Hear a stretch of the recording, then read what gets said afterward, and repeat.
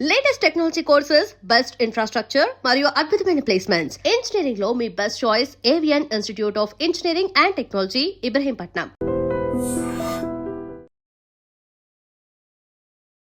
Iran మీద America తీవ్ర స్థాయిలో దాడులు చేస్తోంది.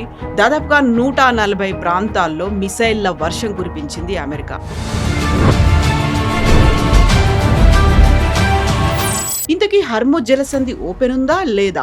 శాంతి చర్చలు ఏమయ్యాయి? ఎందుకని ఇంత తీవ్ర స్థాయిలో అమెరికా అండ్ ఇరాన్ మధ్య దాడులు కొనసాగుతున్నాయి? లాస్ట్ వీక్ మాట్లాడుకున్నాము, అంత్యక్రియలు అయ్యే వరకు ఎదురు చూస్తారో ఆ తర్వాత తీవ్ర స్థాయిలో ఉండబోతున్నాయని. బట్ ఇరాన్ కంటే ముందు అమెరికా ఎందుకని ఇంత అగ్రెసివ్ స్టెప్ తీసుకుంది? స్ట్రెయిట్ ఆఫ్ హార్మోజ్ని ఒకసారి అమెరికా ఓపెన్ చేసి ఓపెన్ ఉంచుకుంటే మళ్ళీ ఇరాన్కి ట్రంప్ కార్డ్ ఏం లేవు, మళ్ళీ ఏం చేయలేరు వాళ్ళు.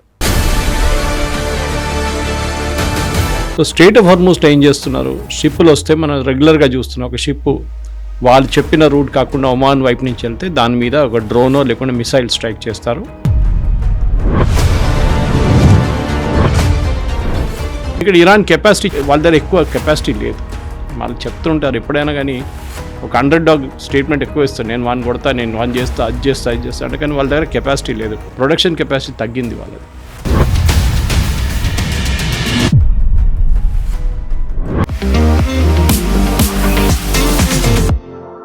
నమస్తే, నేను Kavitha. Welcome to I dream news and నిజాలు. ఇరాన్ మీద అమెరికా తీవ్ర స్థాయిలో దాడులు చేస్తోంది. దాదాపుగా 140 ప్రాంతాల్లో మిసైళ్ల వర్షం కురిపించింది అమెరికా. ప్రతి దాడులని ఇరాన్ చేస్తోంది. హర్ముజ్ జలసంధి మూసేసినట్టుగా అనౌన్స్ చేసింది. బట్ అమెరికాకు చెందినటువంటి సెంట్రల్ కమాండ్ మాత్రం హర్ముజ్ జలసంధి ఓపెనే ఉంది అనేటువంటి మాట చెప్తోంది. దీంతో పాటుగా మొస్తఫా ఖమేనీ ఇరాన్ మీద, అందులోనూ ఆయతుల్లా అలీ ఖమేనీని చంపినటువంటి 13 దేశాధినేతలకు సంబంధించి ఒక థ్రెట్ అనేది రిలీజ్ చేశారు. ఆ 13 మంది తమకు శత్రువులుగా పరిగణిస్తున్నట్టుగా అనౌన్స్ చేశారు. దీంతో పాటుగా గల్ఫ్ కంట్రీస్ ఏవైతే అమెరికాకు మద్దతుగా ఉన్నాయో వాటిని కూడా టార్గెట్ చేసుకుని ఇరాన్ దాడులు కొనసాగిస్తోంది. ఇంతకీ హర్ముజ్ జలసంధి ఓపెన్ ఉందా లేదా? శాంతి చర్చలు ఏమయ్యాయి? ఎందుకని ఇంత తీవ్ర స్థాయిలో అమెరికా అండ్ ఇరాన్ మధ్య దాడులు కొనసాగుతున్నాయి? మనతో పాటుగా ఉన్నారు సీనియర్ జర్నలిస్ట్ సురేష్ కోచతిల్ గారు. సార్ నమస్తే. సో మనం లాస్ట్ వీక్ మాట్లాడుకున్నాము, అంత్యక్రియలు అయ్యే వరకు ఎదురు చూస్తారో ఆ తర్వాత తీవ్ర స్థాయిలో ఉండబోతున్నాయని. బట్ ఇరాన్ కంటే ముందు అమెరికా ఎందుకని ఇంత అగ్రెసివ్ స్టెప్ తీసుకుంది? దీంట్లో అన్నిటికంటే పెద్ద ప్రైజ్ ఇప్పుడు స్ట్రెయిట్ ఆఫ్ హార్మోజ్. ఇరాన్ కాదు, న్యూక్లియర్ వెపన్ కాదు, మిసైల్ కాదు, డ్రోన్ కాదు. స్ట్రెయిట్ ఆఫ్ హార్మోజ్ని ఒకసారి అమెరికా ఓపెన్ చేసి ఓపెన్ ఉంచుకుంటే మళ్ళీ ఇరాన్కి ట్రంప్ కార్డ్ ఏం లేవు, మళ్ళీ ఏం చేయలేరు వాళ్ళు. వాళ్ళ main point strait of Hormuz. So strait of హార్మోజ్లో ఏం చేస్తున్నారు, షిప్పులు వస్తే మనం రెగ్యులర్గా చూస్తున్నాం. ఒక షిప్ వాళ్ళు చెప్పిన రూట్ కాకుండా ఒమాన్ వైపు నుంచి వెళ్తే దాని మీద ఒక డ్రోనో లేకుండా మిసైల్ స్ట్రైక్ చేస్తారు. ఇమ్మీడియట్గా అమెరికా వాళ్ళ మీద దాడి చేస్తారు, ఇరానియన్ పొజిషన్ మీద. ప్రొపోర్షనేట్ రెస్పాన్స్ అంటే మీరు 2 మిసైల్ కొడితే మేము 2 మిసైల్ కొడతాం. దాని తర్వాత అమెరికాకి అర్థమైపోయింది ఒక 5-6 రోజుల ముందు, ఇది నడవదు, we have to scale up the operation అని. సో వాళ్ళు ఏం చేశారంటే మీరు చెప్పినట్ల లాస్ట్ వీక్ ఫ్రైడే అనుకుంటా, ఫ్రైడే రాత్రి 80 సైట్స్ మీద దాడి చేశారు. 80 సైట్స్ అంటే ఇదంతా స్ట్రెయిట్ ఆఫ్ హార్మోజ్ నుంచి వచ్చిన అదే రూట్ నుంచి ఎక్కడెక్కడ ఈ చిన్న చిన్న బోట్లతోని వీళ్ళు ఫైర్ చేస్తున్నారో లేకుంటే ఫిక్స్డ్ పొజిషన్ నుంచి ఫైర్ చేస్తున్నారో దాని మీద దాడి చేశారు అమెరికా. చాలా నష్టాలు జరిగినాయి ఇరాన్కి, వాళ్ళు చెప్పట్లేదు కానీ there is a huge damage. ఇది ఎప్పుడో చేయాలండి, అమెరికా చేయలేదు. వాళ్ళు చేసిన అన్నిటికంటే పెద్ద తప్పు అది. దాని తర్వాత మళ్ళీ ఒక సిప్రియాట్ షిప్ అనుకుంటా, దాని మీద దాడి చేసి ఇండియన్ సీఫేరర్స్ ఉన్నారు, దాంట్లో ఒకరికి అనిపించట్లేదు, 10 మంది బయటపడ్డారు, వాళ్ళని రెస్క్యూ చేశారు. దాని తర్వాత అమెరికా 140 స్థానాల మీద దాడి చేశారు. ఇప్పుడు ఇరాన్ది ఏమవుతుందంటే ఈ మిలిటరీ పార్లెన్స్లో కవిత గారు ఒక టర్మ్ ఉంటుంది, డిగ్రేడేషన్ అని. మీరు మొత్తం ధ్వంసం చేయక్కర్లేదు, మీరు డిగ్రేడ్ చేయొచ్చు వాళ్ళ కెపాసిటీని. మెల్లమెల్లగా కోసుకుంటూ వెళ్తే వాళ్ళకి లాస్ట్ కెపాసిటీ ఉండదు. అది ఇప్పుడు జరుగుతుంది. మొన్న ఇరాన్ చేసిన దాడిలో మీరు చూసుంటారు, వాళ్ళు షిప్స్ మీద దాడి చేశారు. ఇప్పుడు లాస్ట్ 24 అవర్స్లో వాళ్ళు దాడి చేయలేకపోతున్నారు. ఎందుకంటే ఎప్పుడైనా వాళ్ళు దాడి చేసినప్పుడు క్లియర్గా శాటిలైట్ ఇమేజరీ ఉంటుంది అమెరికా దగ్గర. ఎందుకంటే వాళ్ళ శాటిలైట్స్ అంతా ఆ ఏరియాలో ఫోకస్డ్ ఉంది. వాళ్ళకి క్లియర్గా తెలిసిపోతుంది ఏ లాటిట్యూడ్ ఏ లాంజిట్యూడ్ నుంచి ఇది మిసైల్ బయటకు వచ్చిందని, లేకుంటే ఏ బోట్ ఎక్కడి నుంచి బయటకు వెళ్ళింది, చిన్న బోట్స్ ఎక్కడ వెళ్ళింది. సో వాళ్ళు ఏం చేస్తున్నారంటే అమెరికా ఇప్పుడు వాళ్ళ సెంట్కామ్, వాళ్ళ సెంట్రల్ కమాండ్ ప్రెసిడెంట్ ట్రంప్ ఆదేశాల ప్రకారం వాళ్ళు కంప్లీట్గా దీన్ని డిగ్రేడ్ చేస్తున్నారు. ఇంకొక 10 రోజులు ఇట్లనే బాంబ్ చేసుకుంటూ పోతే ఇరాన్ దగ్గర స్ట్రెయిట్ ఆఫ్ హార్మూజ్లో ఏముండదు. ఒకటి మనం అర్థం చేసుకోవాలి, ఇరాన్ దగ్గర అది కాకుండా స్ట్రెయిట్ ఆఫ్ హార్మూజ్ ఉన్న చిన్న చిన్న ఆపరేషనల్ యూనిట్స్ కాకుండా వాళ్ళ దగ్గర కెషమ్ ఐలాండ్ చెప్పి ఒక ఐలాండ్ ఉంది. అదే in the top portion of strait of Hormuz. In fact Persian గల్ఫ్లో అన్నిటికంటే పెద్ద ఐలాండ్ అది. ఆ ఐలాండ్లోనే IRGC వాళ్ళందరూ ఉన్నారు. సివిలియన్స్ ఉన్నారు కానీ బహుశా ఒక 50,000 మంది అంతా ఉన్నారు, కానీ మిగతా అంతా IRGC వాళ్ళు. అమెరికా ఏం చేస్తున్నాడు, ఇప్పుడు దాని మీద కన్సిస్టెంట్గా దాడి చేస్తున్నారు. ఒకసారి కెషమ్ ఐలాండ్ని కొట్టేస్తే వాళ్ళ మెయిన్ వెపన్ పోతుంది. రెండవది Iran life line Bandar Abbas వాళ్ళ మెయిన్ పోర్ట్, అది దీని పక్కనే కొంచెం ఒక మేబీ అనదర్ 50 నుంచి 60 కిలోమీటర్ దూరంలో ఉంటుంది. దాని మీద కూడా కన్సిస్టెంట్గా దాడి చేస్తున్నారు. ఇరాన్కి వచ్చే సరుకులంతా 2-3 రూట్లు ఉన్నాయి. ఒకటి పాకిస్తాన్ నుంచి వస్తుంది బై రోడ్, ఇంకోటి తజికిస్తాన్ నుంచి బై ట్రైన్, అది చైనా నుంచి కూడా వీళ్ళు మిసైల్ పార్ట్స్ తెచ్చుకోవడానికి యూజ్ చేస్తారు వాళ్ళు. సో ఇది వాళ్ళ 2 రూట్స్. రెండో రూట్, మూడో రూట్ ఏమో బందర్ అబ్బాస్లో రావాలంటే మీరు అరేబియన్ సీ నుంచి వచ్చి స్ట్రెయిట్ ఆఫ్ హార్మూజ్ నుంచి ఎంటర్ అయ్యి మళ్ళీ ముందుకు వెళ్ళాలి. ఇప్పుడు అమెరికా దాన్ని బాంబ్ చేస్తున్నారు రెగ్యులర్గా. రెండోది ఏం చేశారంటే మొన్న జరిగిన ఫ్యూనరల్ టైంలో, ఫ్యూనరల్ రోజే మషాద్ దగ్గర ఒక మెయిన్ బ్రిడ్జ్ ఉండే, ఈ రైల్వే లైన్ తజికిస్తాన్కి వెళ్ళే లైన్ని, దాన్ని కట్ చేసేసారు అమెరికా, అంటే బాంబ్ చేసేసారు. దాంతో 2-3 ఇండికేషన్స్ వెళ్ళిందన్న. ఒకటి, మషాద్లోనే మేము కొట్టాము, అది ఫ్యూనరల్ నడుస్తుంది, అదే టైంలో జరిగింది ఇది. రెండవది, తజికిస్తాన్ నుంచి మీరు తెచ్చుకుంటున్న సరుకులు ఇప్పుడు ఉండవు, మీకు కట్ ఆఫ్ చేసిన చైనా దగ్గర నుంచి వస్తున్న మెయిన్గా. ఇప్పుడు వాళ్ళ దగ్గర ఎక్కడుంది, పాకిస్తాన్ నుంచి వచ్చే సరుకులు. దాన్ని కూడా US ఇవ్వాలో లేకుంటే రేపో ఎల్లుండో దాన్ని కూడా కంట్రోల్ పెట్టేస్తారు. ఏం వెళ్తుంది ఇరాన్ కని పాకిస్తాన్ దగ్గర చెక్ చేయమంటారు. పాకిస్తాన్ నిజం చెప్పారు, అబద్ధాలు చెప్తారు వాళ్ళు. ఎందుకంటే వాళ్ళకి ఇరాన్తో చాలా మటుకు చాలా సంవత్సరాల నుంచి ఇట్లాంటి ట్రేడ్ రిలేషన్స్ ఉన్నాయి. ఈవెందో వీరు షియాలు, వాళ్ళు సున్నీలు, ఇద్దరికి పడదు అసలు. యుద్ధాన్ని కూడా వెళ్ళారు ఒక సంవత్సరం ముందు. సో ఇరాన్ మీద ఈ జరిగే దాడిలో ఇప్పుడు ప్రెసిడెంట్ ట్రంప్ చేస్తున్న ఇది ఎప్పుడో చేయాలుండే. ఆ 40 రోజుల తర్వాత సీజ్ ఫైర్ చేయకుండా చేస్తుంటే ఇప్పుడు దాకా స్ట్రెయిట్ ఆఫ్ హార్మూజ్ కంప్లీట్గా ఓపెన్ ఉంటుంది. ఎందుకంటే ఇరాన్ కెపాసిటీ చాలా వాళ్ళ దగ్గర ఎక్కువ కెపాసిటీ లేదు. వాళ్ళు చెప్తుంటారు ఎప్పుడైనా కానీ, ఒక అండర్ డాగ్ స్టేట్మెంట్ ఎక్కువ ఇస్తాను, నేను వాడిని కొడతా, నేను వాడిని చేస్తా, అది చేస్తా అంటే, కానీ వాళ్ళ దగ్గర కెపాసిటీ లేదు. ఇప్పుడు ప్రొడక్షన్ కెపాసిటీ తగ్గింది వాళ్ళది. రష్యా దగ్గర నుంచి ఆయుధాలు రావట్లేదు, రష్యా ప్రాబ్లమ్స్ ఉన్నాయి, చైనా దీంట్లో ఇన్వాల్వ్ కాకట్లేదు. ఇప్పుడు ఇరాన్ మీద శాంక్షన్స్ పెట్టారు నిన్నటి నుంచి, ఫైనాన్షియల్ శాంక్షన్స్. అంటే ఎవరైనా ఇరాన్ దగ్గర నుంచి ఆయుధాలు కొంటారో, ఆయుధాలు డబ్బులు తీసుకుంటున్నారో, లేకుంటే ఆయిల్ కొనుక్కుంటున్నారో, లేకుంటే ఆయిల్కి డబ్బులు ఇస్తున్నారో, వీళ్ళ మీద మొత్తం శాంక్షన్స్ పెట్టారు. అంటే డబ్బులు మూవ్ కాదు మీకు. దానికోసం ఇప్పుడు ఇరాన్ ఏం చేయాలని ఇప్పుడు ఆలోచిస్తున్నారు. అక్కడ కూడా మీరు చూసుంటారు, ఈ ఫ్యూనరల్ నడుస్తున్న టైంలో ఆ 5 రోజుల్లో ఇరాన్లో ఉన్న పొలిటికల్ లీడర్షిప్ మీద దాడులు జరిగినాయి. మొన్న కూడా నేను ఎక్స్ప్లెయిన్ చేశాను మీకు. ఇది ఒకవైపు నుంచి మీకు IRGC ఉంటుంది, ఇంకోవైపు పొలిటీషియన్స్ ఉన్నారు, మూడో వైపు ముల్లాలు ఉన్నారు. దీంట్లో ఇప్పుడు ఇరాన్ కంట్రోల్ చేస్తుంది అంతా IRGC, okay, Iranian revolutionary guard core.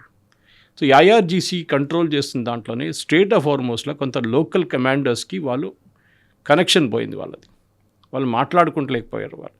In fact మీరు గుర్తుంటుంది, ఆ రోజు ఇజ్రాయెల్ ప్రెసిడెంట్ ట్రంప్కి వార్నింగ్ ఇచ్చారు, దట్ మీ మీద దాడి జరగబోతుంది, మీ ఎయిర్ ఫోర్స్ 1 మీద ఒక అటాక్ జరగబోతుందని క్లియర్గా వార్నింగ్ ఇచ్చారు అంకారా నుంచి టేక్ ఆఫ్ చేస్తున్న టైంలో. ఎందుకంటే టర్కీలో చాలామంది షియాలు ఉన్నారు. సో లోన్ వూల్ఫ్ అటాక్ జరగవచ్చు, మీ మీద ఏదైనా హ్యాండెల్ మిసైల్ పెట్టి ఎయిర్ ఫోర్స్ 1 మీద కొట్టచ్చు అని చెప్పి. ఇది ఒక రికార్డెడ్ కాన్వర్జేషన్. ఇరాన్ నుంచి అక్కడ ఉన్న ఒక సీనియర్ IRGC కమాండర్ టర్కీలో ఉన్న ఒక టీంకి బ్రీఫింగ్ చేస్తున్నప్పుడు ఇజ్రాయెల్ రికార్డ్ చేశారు, ఓకే. అండ్ రికార్డింగ్ అంటే మనలాగా నార్మల్ రికార్డింగ్ కాదు, విత్ ప్రూఫ్ ఉంటుంది ఇది, ఓకే. ఇది స్టాంప్డ్ ప్రూఫ్ ఉంటుంది. సో టెక్నికల్ చాలా మటుకు వెరిఫై చేయాల్సి వస్తుంది. వెరిఫై చేశారు. CIA దగ్గర కూడా ఇన్ఫర్మేషన్ ఉండే. సో ఇప్పుడు ఇరాన్ దగ్గర ఉన్న అదే రోజు ఉన్న ప్రాబ్లం IRGC. అమెరికా ఇప్పుడు ఏం చేస్తున్నారంటే IRGC బేసిస్ మీద కొడుతున్నారు. ఒకసారి IRGC వీక్ అయితే వీళ్ళ పొలిటికల్ ఎస్టాబ్లిష్మెంట్ స్ట్రాంగ్ అయిపోతారు. నేను ఇదే చెప్తాను, మొన్న జరిగిన ఫ్యూనరల్ ప్రొసెషన్ టైంలో ఇరానియన్ ప్రెసిడెంట్ పెసిక్షన్ మనకు తెలిసింది, ఆయన మీద దాడి జరిగింది. ఆయన సెక్యూరిటీ డీటెయిల్, ఆయన చుట్టూ ఉన్న సెక్యూరిటీ డీటెయిల్ గుంజేసుకున్నారు క్రౌడ్. అరాచీని రాళ్ళతో కొట్టారు. ఆలోచించండి. అంటే యూఆర్ ఆల్ విత్ అమెరికన్స్, మీరు అమెరికన్స్తోని కుమ్మకైనా మీరు వాళ్ళ మాట వింటున్నారని చెప్పి వీళ్ళ మీద దాడి చేస్తున్నారు. ఇప్పుడు చెప్పండి, వీళ్ళు ఎందుకు ఇప్పుడు ఒమాన్ కానీ ఖత్తర్కి ఎందుకు వెళ్తారు? వీరు వెళ్ళరు. ఒకటి, వాళ్ళ మీద ప్రెషర్, డొమెస్టిక్ ప్రెషర్ ఉంది. రెండోది, వాళ్ళకి ఖత్తర్ మీద మీరు దాడి చేశారు, మొన్న ఖత్తారీ షిప్ మీద దాడి చేశారు. అంటే ఐఆర్జీసీ వాళ్ళు కావాలని చెప్పి ఖత్తర్ మీద దాడి చేస్తున్నారు. మీరు అర్థం చేసుకోండి నేను స్ట్రాటజీ. ఒకటే దేశం మీద ఇది దాడి జరగట్లేదు. సౌదీ అరేబియా, యుఏఈ మీద చేస్తున్నారు. ఎందుకు యుఏఈ మనం అర్థం చేసుకోవాలి. 2023లో ఒక ప్రాబ్లం ఉండే ఇరాన్కి. దాని తర్వాత గల్ఫ్ స్టేట్స్ అందరు కలిసి ఇరాన్తో కూర్చొని మాట్లాడారు, మాకు మీతో ఏం ప్రాబ్లం లేదు, కానీ మీరు మా మీద దాడి చేయకూడదు, మా మీద అటాక్లు చేయకూడదు, మా మీద ఇండైరెక్ట్ అటాక్ కూడా చేయకూడదు. దాంట్లో దుబాయ్ని ఇరాన్ చాలా మటుకు వాడుకున్నారు. అంటే వాళ్ళ డబ్బులు నార్మల్ రూట్ నుంచి వెళ్ళట్లేదు. అమెరికా బ్లాక్ చేసి పడేశారు శాంక్షన్స్లో. 2023 కన్నా ముందు కూడా ఉంది. దట్ ఈస్ బైడెన్ టైంలో కూడా ఈ బ్యాన్ ఉండే, అండ్ ట్రంప్ ఫస్ట్ అడ్మినిస్ట్రేషన్లో స్టార్ట్ అయింది. వీళ్ళు ఏం చేస్తున్నారంటే దుబాయ్లో ఉన్న కొన్ని కంపెనీలో పెట్టుబడి పెడుతున్నారు Iran through some other source. ఇప్పుడు మన దగ్గర మారిషియస్ అకౌంట్ ఒకటి ఉంది, చిదంబరం గారి టైంలో మొదలైంది. ఎవరు మారిషియస్లో ఉన్నారో మనకు తెలియదు. వాళ్ళ పెట్టుబడి 50 కోట్లు వచ్చి ఒక ఇండియన్ కంపెనీలో పడుతుంది. ఇదంతా మనకు తెలుసు, ఇట్స్ హవాలా డబ్బులు. కానీ ఏం చేయలేకపోతే, ఎందుకంటే మనకు మారిషియస్తో ఒప్పందం ఉంది. ఇప్పుడు కొంచెం టైట్ చేశారు దాన్ని, కేవైసీ పెట్టారు, కానీ ముందు అది లేకుండే. ఇరాన్ ఏం చేస్తున్నారు, అక్కడ ఫర్ ఎగ్జాంపుల్ పామ్ జుమేరియాలో 10 కాటేజెస్ కొనుక్కుంటారు, 10 విల్లాస్ కొనుక్కుంటారు. ఒక వారం తర్వాత 10 రోజుల తర్వాత అన్నీ అమ్మేసుకొని దాన్ని క్రిప్టోలో కన్వర్ట్ చేసి వాళ్ళు ఇంటర్నేషనల్ పేమెంట్ చేస్తారు. వాళ్ళకు వచ్చే పేమెంట్ కూడా అట్లనే వస్తుంది. దుబాయ్ అంటే మీకు తెలుసు, Dubai is a commercial capital. వాళ్ళ దగ్గర ఆయిల్ లేదు, ఆయిల్ అంతా ఉన్నది అబుదాబి దగ్గర ఉంది, ఫుజారా అక్కడ అటువైపు ఉంది. దుబాయ్ మీద చేసినప్పుడు దుబాయ్ వాళ్ళు పట్టుకున్నారు దీన్ని, అండ్ వాళ్ళు అన్నారు sorry you cannot do this, మా మీద మళ్ళీ అమెరికా వచ్చి మా మీద శాంక్షన్స్ పెడతారు, మీరు తీసేయండి అన్నారు. దానికోసం దుబాయ్ మీద ఎంత కోపం ఉంది వాళ్ళకి. పదే దుబాయ్ మీద ఎందుకు అటాక్ చేస్తున్నాయి, బికాస్ ఆఫ్ దిస్. వాళ్ళు అబుదాబి మీద చేయట్లేదు చూడండి, they are not attacking other parts. Fujairah మీద 1-2 సార్లు చేశారు ఎప్పుడో ఒకసారి, కానీ దే మెయిన్గా అటాక్ చేస్తున్నారు.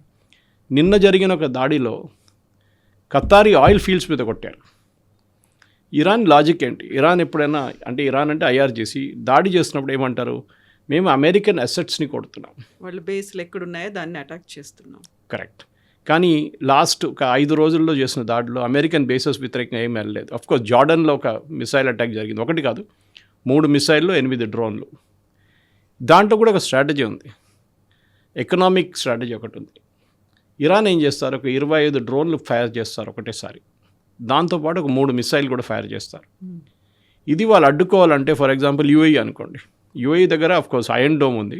మనం ఖత్తర్ తీసుకుందాం, ఖత్తర్ ఏం చేస్తారు, దాన్ని అడ్డుకోవడానికి అమెరికన్ పేట్రియట్ మిసైల్స్ వాడతారు. ఒక్కొక్క పేట్రియట్ మిసైల్ $1 మిలియన్. మీరు అది ఫైర్ చేస్తారు, అక్కడి నుంచి వాడు 25 డ్రోన్లు పంపిస్తున్నాడు, మీరు ట్యాకిల్ చేయండి, మినిమం మీరు ఒక 10 మిసైల్స్ కొట్టాల్సి వస్తుంది మినిమం. అది కూడా అన్నీ అడ్డుకోలేదు, ఎందుకంటే మీ 25 వస్తున్నాయి. సో హోప్ఫుల్లీ మీరు ఎక్కడో 10 డైరెక్షన్ తప్పిపోతుందని చెప్పి మీరు క్యాల్కులేట్ చేస్తారు. అది టిపికల్ డ్రోన్ టెక్నాలజీ అట్లా వర్క్ అవుతుంది. ఏం చేస్తున్నారు వీళ్ళు, ఫైరింగ్ చేస్తున్నప్పుడు ఈ $1 మిలియన్ ఖర్చు అవుతుంది. అక్కడి నుంచి వస్తున్న డ్రోన్లు $20,000 డ్రోన్, లేకుంటే ఒక నాట్ ఈవెన్ $500,000, 1/4 మిలియన్ అనుకోవచ్చు ఒక మిసైల్. తో వీళ్ళు ఒక్కొక్కసారి ఫైర్ చేస్తున్నప్పుడు వీళ్ళ ఖర్చులు ఎక్కువ అవుతుంది. సో దానికి ఒక ఎకనామిక్ స్ట్రాటజీ వాళ్ళది, ఇరాన్ది. వీళ్ళు ఎన్ని రోజులు పేట్రియట్ మిసైల్స్ కొనుక్కుంటారు. అమెరికా దగ్గరే పేట్రియట్ మిసైల్స్ అయినప్పుడు ఇప్పుడు వాళ్ళు ఖత్తర్కి ఎందుకు ఇస్తారు, సౌదీ అరేబియాకి ఎందుకు ఇస్తారు, కువైత్కి ఎందుకు ఇస్తారు, బహ్రెయిన్కి ఎందుకు ఇస్తారు. దానికోసం మొన్న జరిగిన ఒక దాడిలో ఇది ఎక్కువ పబ్లిసిటీ రాలేదు, కానీ even among the Gulf state వాళ్ళు కొంచెం లో వాల్యూమ్గా ఉంచుకున్నారు దీన్ని. ఖత్తర్ అండ్ బహ్రెయిన్ కలిసి ఇరాన్ మీద దాడి చేశారు. ఎందుకంటే వాళ్ళు చిన్న countries compared to say Saudi Arabia, లేకుంటే ఖత్తర్ కూడా చాలా చిన్నది, 167 కిలోమీటర్లు అంతే.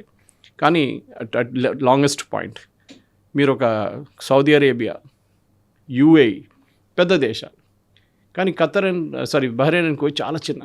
సో వాళ్ళు ఏం చేశారు, మేము ఎక్కువ రోజులు ఇది అడ్డుకోలేము, we cannot spend money fighting this first అని చెప్పి వాళ్ళ ఎయిర్క్రాఫ్ట్ యూజ్ చేసి బాంబ్ చేశారు ఇరాన్ని.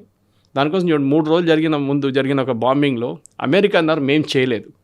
ఒక మాట ఉంది క్లియర్గా, అమెరికన్ సెంట్కామ్ బాంబ్ చేస్తే వాళ్ళు క్లియర్గా చెప్తారు, వాళ్ళ ఎక్స్ హ్యాండిల్లో పెడతారు వాళ్ళు, that we have bombed 140 locations 80 locations అని చెప్పేసి పేరుతో సహా చెప్తారు వాళ్ళు.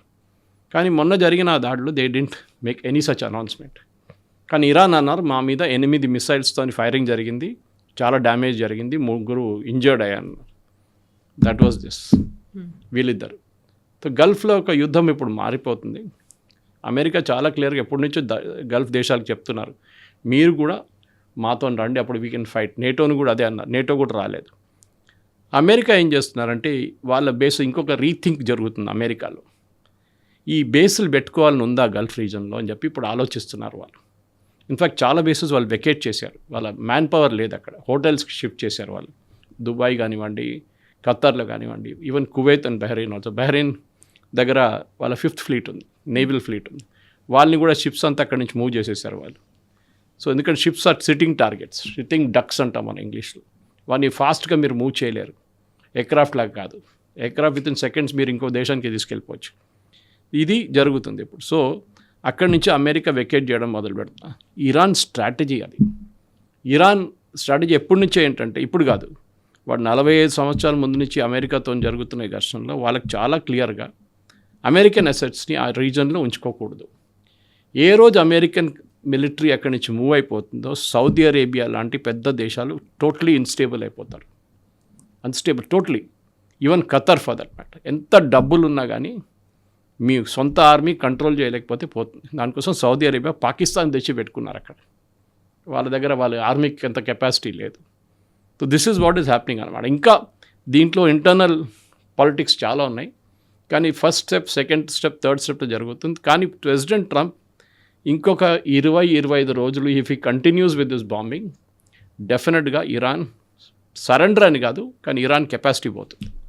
సో అంత్యక్రియలు అయిన వెంటనే ముస్తఫా ఖమేని 13 మందిని టార్గెట్ చేస్తుండగా వాళ్ళ పేర్లను అయితే అనౌన్స్ చేశారు. బట్ ఇదన్నీ కాకుండానే ట్రంప్కు చాలా కీలకమైనటువంటి పర్సన్, ఒక ఫ్రెండ్, సెనేటర్ని కూడా చంపేశారు. దాని వెనకాల ఇరాన్ అండ్ టర్కీ ఉంది అనేటువంటి మాటని డొనాల్డ్ ట్రంప్ చెప్తున్నాడు. సో అది ఇంకొక యుద్ధంగా పరిగణించబోతోందా? లిండ్సీ గ్రామ్ గురించి చెప్తున్నారా? లిండ్సీ గ్రామ్ ఇప్పుడే నేను మీతో కూర్చొని ఇనిషియల్ డిస్కషన్ టైంలో ఆయన పోస్ట్ మార్టం అని చెప్పలేము, కానీ ఆటోస్పీ రిపోర్ట్ వచ్చింది వాళ్ళ కరోనా, సేయింగ్ దట్ ఆయనకు హార్ట్ ప్రాబ్లం ఉండే, ఆ హార్ట్ ప్రాబ్లంతోనే చనిపోయారు. దాంతో ఒక మెడికల్ టర్మ్ కూడా చెప్పారు వాళ్ళు. ఆయనకి Lindsey Graham one of biggest opponent. Lindsey Graham మనం భారతదేశం, మన మీద ఆయన చేసిన అక్రమాలు చాలా తక్కువ కాదు. మన మీద టారిఫ్లు తీసుకొచ్చారు చూడండి, ఇది లిండ్సీ గ్రామ్ పని. అది కాకుండా ఇప్పుడు 500% టారిఫ్ మన మీద పెడుతున్నారని చెప్పి నిన్నటి నుంచి మొన్నటి నుంచి ఇంకొక పుకారు మొదలైంది. ఆయన ఒక రెజల్యూషన్ వాళ్ళ కాంగ్రెస్లో తీసుకొస్తున్నారు, మనం రష్యా దగ్గర నుంచి ఆయిల్ కొంటున్నాం, దానికోసం మన మీద 500% పెనల్టీ పెట్టాలని చెప్పి ఇదే లిండ్సీ గ్రామ్ ప్రపోజ్ చేశారు. కానీ ఇనిషియల్ అజంప్షన్ ఏముందంటే ఆయన మొన్న యుక్రెయిన్ వెళ్ళారు 3 రోజుల ముందు. అక్కడ ఏదైనా పాయిజనింగ్ జరిగిందా అని డౌట్ ఉండే వీళ్ళకి. రష్యా చేపించారు, ఎందుకంటే రష్యా వ్యతిరేకంగా ఇది టోటల్ యాంటీ రష్యన్గా. రష్యా చాలా ఫేమస్ దీంట్లో. వాళ్ళ హిస్టరీ తీస్తే మీరు లండన్లో చేశారు వాళ్ళు ఒకసారి, and I think somewhere in Paris వాళ్ళ ఒపోనెంట్ని ఇట్లానే ప్రెసిడెంట్ పుటిన్ ఒపోనెంట్ని పాయిజన్ చేశారు. అది వాళ్ళ స్పెషాలిటీ. కానీ ఇది I don't think Lindsey Graham issue అది కాదు, ఎందుకంటే ఇప్పుడు మెడికల్ రిపోర్ట్ కూడా వచ్చేసింది, ఆయన డైడ్ ఆఫ్ న్యాచురల్ కాసెస్ అని చెప్పి. సో ఇందులో ట్రంప్ ఉన్నాడు, నెతన్యాహు ఉన్నాడు, ఆ తర్వాత మార్కో రూపియో, పీటర్ హెగ్జెట్ ఉన్నారు, ఇలాంటి జర్మనీ నుంచి నాటో దేశాధినేతలు వీళ్ళందరూ కూడా ఉన్నారు. ఎగ్జాక్ట్లీ, మెలోనీ కూడా ఉంది. సో ఇది ఒక ఎగ్జాస్టివ్ లిస్ట్ అని చెప్పొచ్చు. అంటే నేటో దేశాలు దీంట్లో పార్టిసిపేట్ చేయట్లేదు, కానీ నేటో బేసిస్ అక్కడ ఉంది. అక్కడి నుంచి అమెరికన్ ఎయిర్క్రాఫ్ట్ టేక్ ఆఫ్ చేస్తున్నారని ఒక వీళ్ళకి ఇరాన్కి ఒక సస్పిషన్ ఉంది, which is correct. UK stammer మీద కూడా they have given a list. 13 మందిలో ఆయన కూడా ఉన్నారు. ఆఫ్కోర్స్ దాన్ని సీరియస్గా తీసుకోవాలి, ఎందుకంటే మొన్న ఇరానియన్ స్టేట్ టీవీలో ఒక డిస్కషన్ చూశాను నేను. ఆఫ్కోర్స్ అరబిక్లో ఉండే, సబ్ టైటిల్ పెట్టి చూశాను నేను. దాంట్లో వాళ్ళు ఏమంటున్నారు, అయతొల్లా ఖొమేనీ సటానిక్ వర్సెస్ వచ్చినప్పుడు రాసినప్పుడు సల్మాన్ రుష్దీ మీరు ఒక ఫత్వా ఇష్యూ చేశారు. దట్ వాస్ బిఫోర్ ఈ పాస్ట్ 89లో ఆయన పోయారు. So most probably I think 85 దగ్గర కూడా జరిగింది ఇది. కానీ ఈయనకి ఏం చెప్తా, సల్మాన్ రుష్దీకి టాప్ లేయర్ సెక్యూరిటీ ఉండే యూకేలో కానీ ఆయన ఎక్కడ ఉన్నా కానీ, ఈవెన్ దో ఆయన ఇండియన్. అక్కడ ఉండి కూడా లాస్ట్లో మీకు తెలుసు ఒక 2 సంవత్సరాల ముందు ఆయన మీద ఒక దాడి జరిగింది. ఆయన స్టేజ్లో ఒక బుక్ రిలీజ్ ఫంక్షన్లో మాట్లాడుతున్నప్పుడు ఒక ఇరానియన్ పర్సన్ వచ్చి స్టాబ్ చేసి కన్ను మీద కొట్టారు. కన్ను పోయింది ఆయన complete. And he was in hospital చాలా రోజులు సీరియస్ కండిషన్లో ఉన్నారు. ఇప్పుడు ఈజ్ ఓకేనా. ఆలోచించండి 85 అండ్ 2023 అనగానే మనకి ఎన్ని సంవత్సరాలు బట్టి 40-45 ఇయర్స్ తర్వాత కూడా ఫత్వానే ఉండిపోయింది. ఇది ఫత్వా కాదు, దిస్ ఈజ్ ఓన్లీ ఒక లిస్ట్. అంటే American president and Netanyahu main culprits అనమాట. మిగతా వాళ్ళందరూ కొలాటరల్ డ్యామేజ్. తో ఇది జరగదు, అది మనకందరూ తెలిసిందే. అది ఇరాన్ అప్పుడప్పుడు చెప్తుంటారు ఫత్వాలు ఇట్లాంటిది. కానీ సల్మాన్ రుష్దీని చూసినప్పుడు ఏదో ఒక రోజు ప్రెసిడెంట్ ట్రంప్ ఎప్పుడు ప్రెసిడెంట్గా ఉండరు కదా, కానీ ఆయనకు ప్రొటెక్షన్ ఉంటుంది సీక్రెట్ సర్వీస్ది. స్టామర్క్ అంత ఉండదు. బ్రిటిష్ సెక్యూరిటీ చాలా వీక్ యాక్చువల్లీ. వాళ్ళు మీరు 10 డౌనింగ్ స్ట్రీట్ చూస్తే కూడా ఏదో మీరే బండి నడిపించుకొని వెళ్ళొచ్చు అని చెప్పేసి ఇప్పుడు వాళ్ళు గేట్స్ పెట్టారు అక్కడ. ముందు అది కూడా లేకుండే. You could drive pass the UK prime ministers house అనమాట. వెళ్తూ ఒక కార్ బాంబ్ బ్లాస్ట్ చేస్తే ఏమవుతుంది. అఫ్కోర్స్ ఆయన ఇప్పుడు రాజీనామా చేయబోతున్నారు, కొత్త ప్రధానమంత్రి వస్తున్నారు యూకేలో. మెలోనీని తీసుకోండి, ఆమెకు సెక్యూరిటీ చాలా మినిమల్. ఆమెను టార్గెట్ చేస్తే రేపు ట్రంప్ని టార్గెట్ చేసి మేమేం చేయలేకపోతే ఇంకా వీక్ ఎవరు ఉన్నారు సెక్యూరిటీ వాళ్ళ మీద టార్గెట్ చేస్తారు. Pete హెస్గెత్ possible. సో వాళ్ళు ఏం చేస్తున్నారంటే ఒక 13 పేర్లు ఇచ్చినా కానీ ఒక థ్రెట్ పర్సెప్షన్గా ఉంచుకుంటున్నారు. దాట్ ఈస్ మేము కావాలంటే చేయొచ్చు, మీ మీద దాడి చేయొచ్చు. ఇది వాళ్ళ స్ట్రాటజీ అన్నమాట. So Kavitha garu, Iran mental makeup మారింది లాస్ట్ 6 నెలల్లో. They have gone from a theocratic state to assassinating స్టేట్గా మారిపోయింది. అది దానికి కారణం ఒకటి, సుప్రీం లీడర్ చనిపోయిన తర్వాత వాళ్ళకి అర్థమైపోయింది నెక్స్ట్ ఎవరైనా సుప్రీం లీడర్ రానియండి. ఇప్పుడు ఈయన ఉన్నారు ముస్తఫా ఖమేని, కానీ ఆయన పబ్లిక్లో కనిపిస్తే ఇజ్రాయెల్ తీసేస్తారండి ఇమ్మీడియట్గా. అది బహుశా ఇజ్రాయెల్ చేస్తారు కూడా ఇప్పుడు. అది కాకుండా ఇప్పుడు ప్రెసిడెంట్ ట్రంప్ అదే అన్నారు, మేము అరాచీని లేకుంటే గాలిబాఫ్ని చంపి ఏం చేసుకుంటాం, మాకేం బెనిఫిట్ ఉంది, మాతో మాట్లాడుతున్న వాళ్ళే ఉన్నారని చెప్పేసి.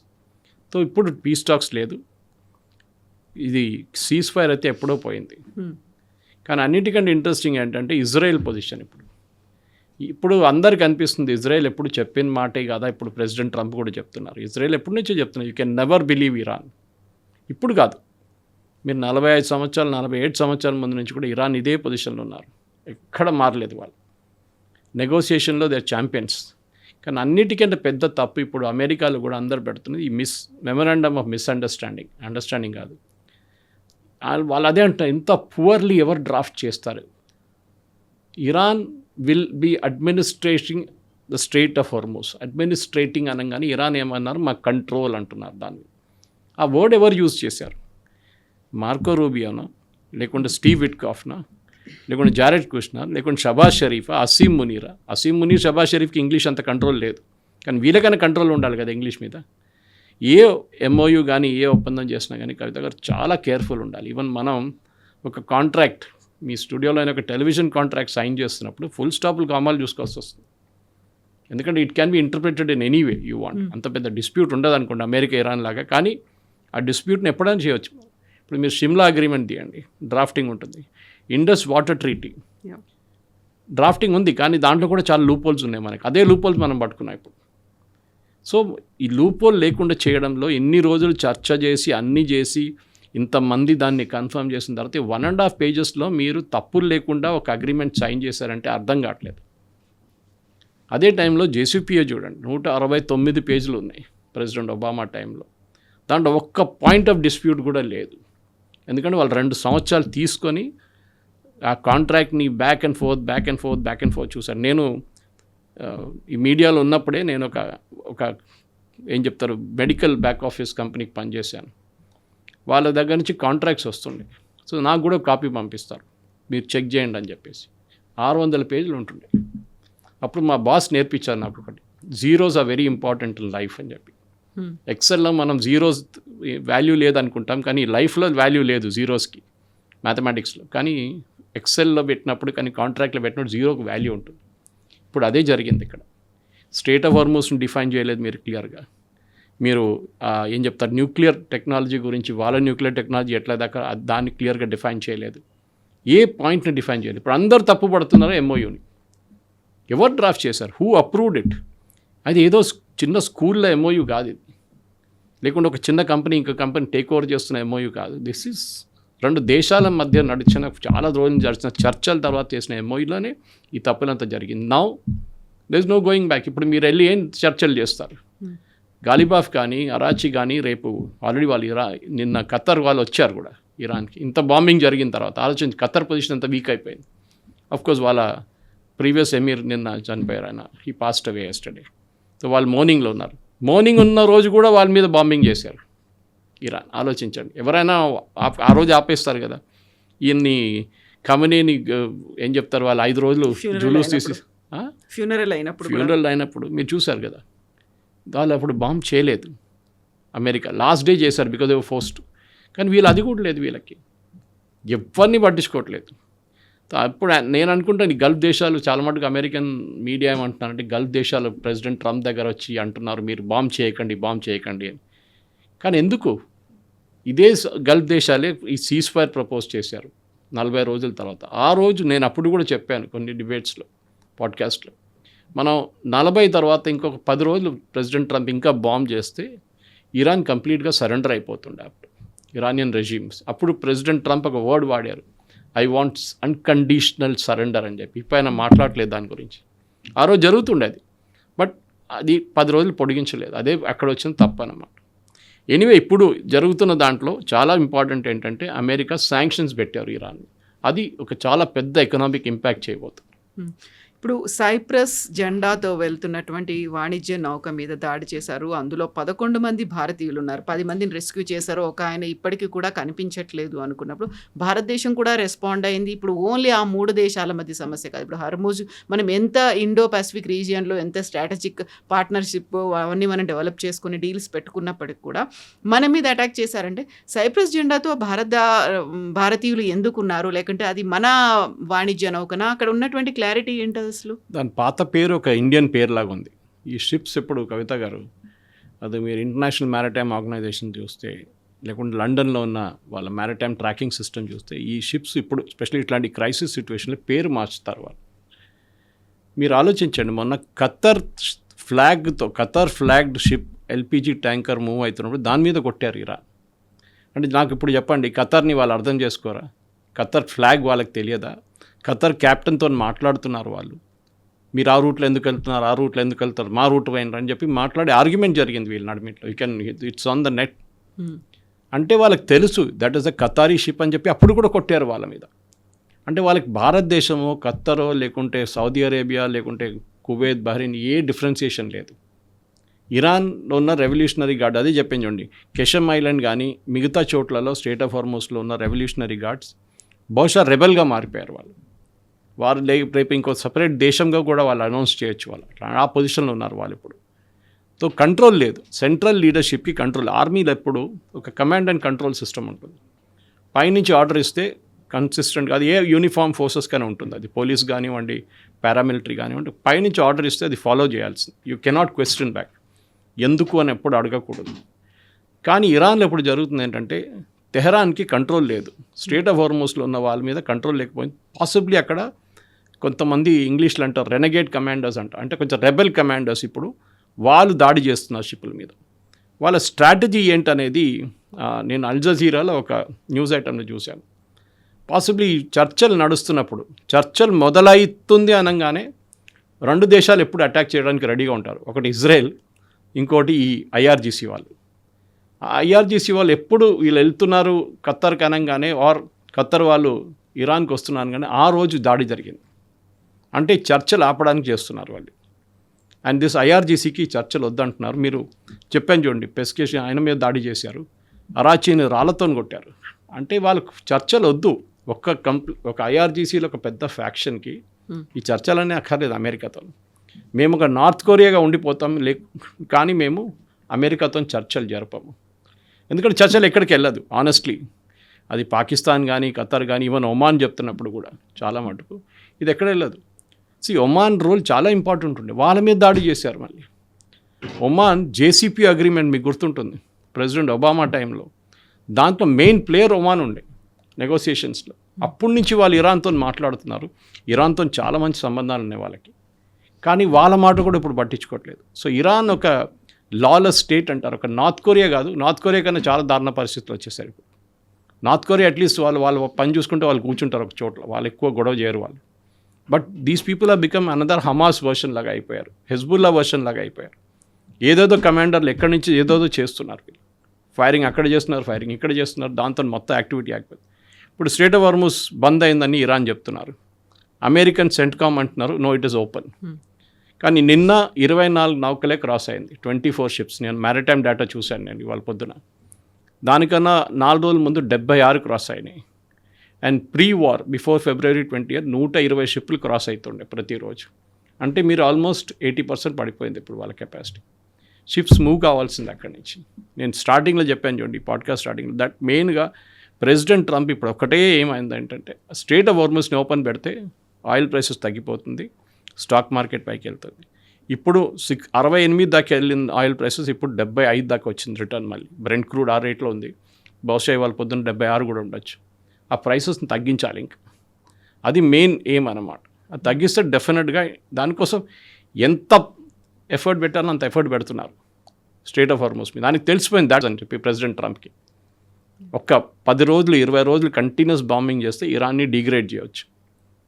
అప్పుడు కూడా ఇరాన్ మెయిన్ ఐలాండ్ మీద మిసైల్స్ ఉండొచ్చు, కానీ మీరు ఈ షిప్స్ మీద ఫైర్ చేయాలంటే మీరు మెయిన్ ఐలాండ్ నుంచి మీరు ఇరాన్ మెయిన్ సిటీస్ నుంచి ఫైర్ చేయలేరు. ఒక ఇస్ఫహానో లేకుంటే ఫోర్ద్రోనో లేకుంటే తెహ్రానో మీరు అక్కడి నుంచి ఫైర్ చేయలేరు, చాలా దూరం అది. మీరు ఫైర్ చేయాలంటే only strait of Hormuz. And strait of హార్మజ్ని కంప్లీట్గా డిగ్రేడ్ చేస్తే ఏ షిప్ మీద మీరు దాడి చేస్తారు? ఓకే, 80% ఆల్రెడీ తగ్గిపోయింది. అప్పుడు ఇంకొక 10% తగ్గిస్తే దెన్ షిప్స్ ఈజీగా మూవ్ కావచ్చు. అండ్ యూఎస్ సెంట్కామ్ అంటున్నారు మీకు ప్రొటెక్షన్ మేము ఇస్తాం, వీఆర్ దేర్ విత్ యూ. కానీ ఇక్కడే నేటో కూడా రావాలి, నేటో నేటో వచ్చి నేటో కూడా దీంట్లో సహాయం చేయాలి. ఎందుకంటే జార్జియా మెలోని కానీ జర్మన్ ఛాన్సలర్ని థ్రెటన్ చేస్తే మళ్ళీ వాళ్ళు కూడా యుద్ధాల్లో రావాలి కదా. వాళ్ళు కూడా even care stammer for that matter Britain కూడా దిగాలి.